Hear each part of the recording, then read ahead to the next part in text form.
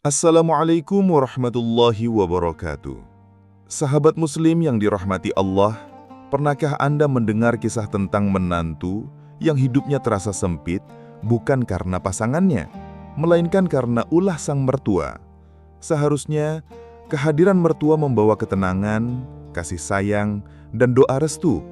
Namun ada pula yang justru menjadi sumber luka, penghinaan, bahkan keretakan rumah tangga. Bayangkan, ada menantu yang selalu direndahkan karena pekerjaan sederhana, dianggap tidak pantas mendampingi anaknya, bahkan setiap langkahnya selalu diawasi dengan curiga.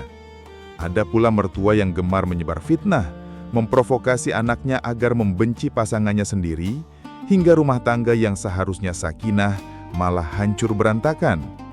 Padahal, Islam telah menegaskan bahwa hubungan keluarga harus dijaga dengan kasih sayang dan keadilan. Allah Subhanahu wa Ta'ala berfirman, "Wahai orang-orang yang beriman, peliharalah dirimu dan keluargamu dari api neraka." Quran Surat At-Tahrim ayat 6. Rasulullah Shallallahu Alaihi Wasallam juga mengingatkan, seorang muslim sejati adalah yang orang lain selamat dari lisan dan tangannya. Hadis riwayat Bukhari Muslim. Maka, bagaimana jadinya jika mertua justru menjadi penyebab luka bagi menantunya? Sahabat sekalian, di video kali ini, kita akan membahas dosa-dosa besar mertua kepada menantu menurut Al-Quran dan hadis. Bersyukurlah Anda yang memiliki mertua baik, penuh kasih dan bijaksana. Namun bagi yang diuji dengan mertua yang zalim, semoga penjelasan ini menjadi penguat iman. Jangan lupa tekan tombol subscribe, bagikan video ini, dan tuliskan komentar Allahu Akbar bila Anda setuju bahwa rumah tangga harus dijaga dari campur tangan yang merusak. Sahabat muslim yang dirahmati Allah, salah satu dosa terbesar yang sering tidak disadari oleh sebagian mertua adalah ketika mereka menghina, merendahkan, atau menyepelekan menantu. Padahal, setelah akad nikah terucap, seorang menantu telah menjadi bagian dari keluarga, bahkan kedudukannya seperti anak sendiri. Maka, memperlakukan menantu dengan buruk sama halnya melukai keluarga sendiri. Dalam kehidupan sehari-hari, tidak jarang kita mendengar kisah menantu yang dianggap tidak pantas hanya karena miskin, pekerjaannya sederhana, atau latar belakang keluarganya dianggap rendah. Ada mertua yang membanding-bandingkan menantu dengan orang lain. Kenapa tidak seperti menantu si A yang kaya raya?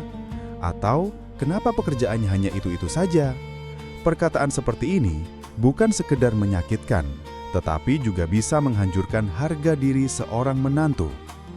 Islam menegaskan larangan merendahkan sesama.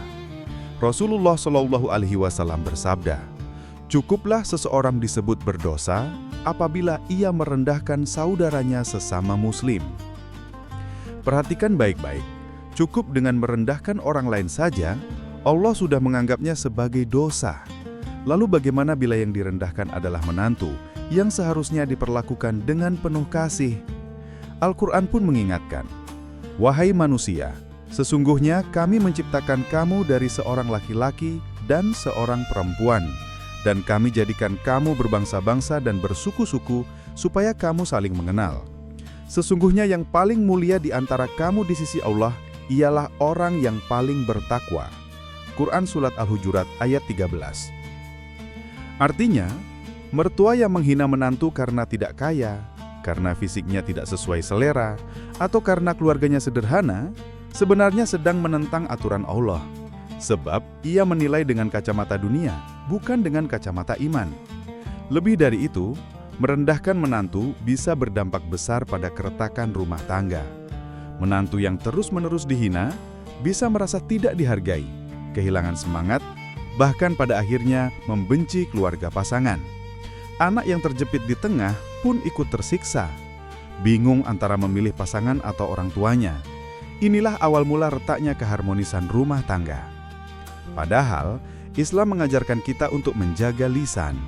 Rasulullah Shallallahu Alaihi Wasallam bersabda, "Barang siapa yang beriman kepada Allah dan hari akhir, hendaklah ia berkata baik atau diam." Hadis riwayat Bukhari Muslim. Maka, bila seorang mertua tidak mampu berkata yang baik kepada menantu, seharusnya ia menahan diri. karena setiap kata yang keluar akan dipertanggungjawabkan di hadapan Allah. Sahabat sekalian, ingatlah bahwa menantu adalah amanah. Ia telah dipilih Allah untuk mendampingi anak kita. Menghinanya berarti menghinakan anak kita sendiri, bahkan bisa mendatangkan murka Allah. Oleh karena itu, seorang mertua hendaknya bersyukur dengan menantu yang ada, mendoakannya agar lebih baik, bukan merendahkan dan menjatuhkannya. Sahabat muslim yang dirahmati Allah, dosa besar lainnya yang sering dilakukan sebagian mertua adalah menjadi sumber keretakan rumah tangga anaknya sendiri. Betapa ironis, mertua yang seharusnya menjadi penyejuk hati justru berubah menjadi sumber bara api yang membakar kebahagiaan. Ada mertua yang gemar membisikkan kebencian. Suamimu itu tidak becus memberi nafkah, atau istrimu itu tidak tahu diri. Ucapan-ucapan seperti ini menumbuhkan kecurigaan, menyalakan api perselisihan, dan sedikit demi sedikit menggerogoti cinta suami istri. Padahal Allah Subhanahu wa Ta'ala menegaskan dalam Al-Quran, sesungguhnya orang-orang yang suka menyebarkan kabar bohong di kalangan orang beriman, bagi mereka azab yang pedih di dunia dan di akhirat. Quran Surah An-Nur ayat 19. Rasulullah SAW juga bersabda dengan sangat tegas, tidak akan masuk surga orang yang suka mengadu domba. Hadis riwayat Bukhari dan Muslim. Perhatikan betapa berat ancaman ini. Mengadu domba saja sudah cukup menghalangi seseorang dari surga, apalagi bila dilakukan dalam rumah tangga anaknya sendiri. Akibatnya tidak main-main. Suami bisa kehilangan rasa hormat kepada istri, istri bisa kehilangan rasa percaya kepada suami, bahkan anak-anak pun ikut menjadi korban. Mereka tumbuh dalam suasana penuh kebencian, mendengar pertengkaran yang tidak pernah usai, hanya karena ulah seorang mertua yang tidak bijaksana. Allah Subhanahu wa Ta'ala memperingatkan, dan janganlah kamu mengikuti langkah-langkah setan. Sesungguhnya setan itu musuh yang nyata bagimu. Quran Surah Al-Baqarah ayat 208. Sesungguhnya, ketika mertua menghasut, menebar fitnah dan merusak rumah tangga anaknya, ia sedang mengikuti langkah setan yang tugasnya memang memecah belah manusia. Sahabat sekalian, hubungan pernikahan adalah ikatan suci yang Allah sebut sebagai misakan goliza, perjanjian yang kuat. Jika mertua merusaknya dengan fitnah dan adu domba, maka ia sama saja merusak amanah Allah. Seorang menantu berhak mendapatkan rasa aman, bukan rasa tertekan. Ia berhak merasakan kasih sayang dari keluarga pasangannya, bukan permusuhan yang membuat hatinya terluka. Betapa indahnya bila seorang mertua justru mendoakan kebaikan rumah tangga anaknya. Karena doa orang tua, termasuk mertua, bisa menjadi sebab turunnya keberkahan. Sebaliknya, bila ia mengumbar fitnah, maka bukan keberkahan yang turun, melainkan murka Allah. Maka jelaslah, sahabatku, seorang mertua yang menjadi penghasut, perusak, dan penyebab retaknya rumah tangga telah melakukan dosa besar yang kelak akan dipertanggungjawabkan di hadapan Allah.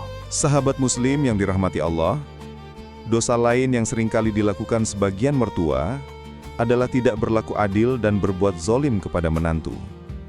Zolim dalam bahasa sederhana berarti menempatkan sesuatu bukan pada tempatnya, menyakiti orang lain dengan sengaja, atau mengambil hak orang yang bukan miliknya. Rasulullah SAW telah bersabda, kezoliman adalah kegelapan di hari kiamat. Hadis riwayat Bukhari dan Muslim. Betapa banyak menantu yang menderita karena perlakuan mertua yang berat sebelah. Ada mertua yang selalu membela anak kandungnya, meskipun salah. Sementara menantu yang benar malah disalahkan. Ada pula mertua yang memaksa menantu mengikuti aturan-aturan yang memberatkan, padahal hal itu bukan kewajibannya. Bahkan tidak sedikit mertua yang ikut menguasai nafkah, ikut campur dalam pengelolaan harta, hingga membuat pasangan suami istri tidak bisa mandiri. Padahal dalam Islam, keadilan adalah prinsip utama. Allah Subhanahu wa Ta'ala berfirman, janganlah kebencianmu terhadap suatu kaum mendorong kamu untuk berlaku tidak adil. Berlaku adillah, karena adil itu lebih dekat kepada takwa. Quran Surat Al-Ma'idah ayat 8. Ayat ini menegaskan bahwa berlaku adil adalah kewajiban, bahkan kepada orang yang kita benci sekalipun. Maka bagaimana bisa seorang mertua tega berlaku tidak adil kepada menantunya sendiri yang sudah menjadi bagian dari keluarganya? Ketidakadilan dan kezoliman ini seringkali membuat rumah tangga retak. Menantu yang merasa dizolimi bisa kehilangan rasa hormat. Anak yang terjepit di tengah menjadi bingung dan suasana keluarga dipenuhi dengan rasa sakit hati. Akibatnya bukan hanya hubungan menantu dengan mertua yang rusak, tetapi juga hubungan suami istri ikut hancur. Sahabat sekalian, Rasulullah SAW dalam banyak hadis menekankan betapa beratnya dosa orang yang berbuat zolim. Allah Subhanahu wa Ta'ala juga berfirman, "Janganlah kamu mengira bahwa Allah lalai terhadap apa yang diperbuat oleh orang-orang yang zolim. Sesungguhnya Allah memberi tangguh kepada mereka sampai hari yang pada waktu itu mata atau mereka terbelalak." Quran Surat Ibrahim ayat 42. Ayat ini adalah ancaman langsung dari Allah kepada orang yang berbuat zolim, termasuk kepada menantu. Maka seorang mertua hendaknya takut kepada Allah. Ingatlah bahwa menantu adalah amanah darinya. Jika ia diperlakukan dengan zolim, maka kelak di akhirat setiap perbuatan akan dimintai pertanggungjawaban. Rasulullah SAW bersabda, "Takutlah kalian terhadap doa orang yang dizolimi, karena tidak ada penghalang antara doa itu dengan Allah." Hadis riwayat Bukhari dan Muslim. Bayangkan sahabatku, bila menantu yang terzolimi mengadu langsung kepada Allah, maka doa itu akan diangkat dan dikabulkan tanpa hijab. Betapa berat dosanya bagi seorang mertua yang berlaku tidak adil. Oleh karena itu, marilah kita bercermin. Apakah sebagai orang tua sudah benar-benar adil? Apakah kita telah memperlakukan menantu dengan kasih sayang sebagaimana memperlakukan anak sendiri? Sahabat Muslim yang dirahmati Allah, dari apa yang kita bahas tadi, jelaslah bahwa dosa mertua kepada menantu bukanlah hal sepele. Menghina, mengadu domba, hingga berbuat zalim adalah perbuatan besar yang dapat meruntuhkan rumah tangga dan mendatangkan murka Allah Subhanahu wa Ta'ala.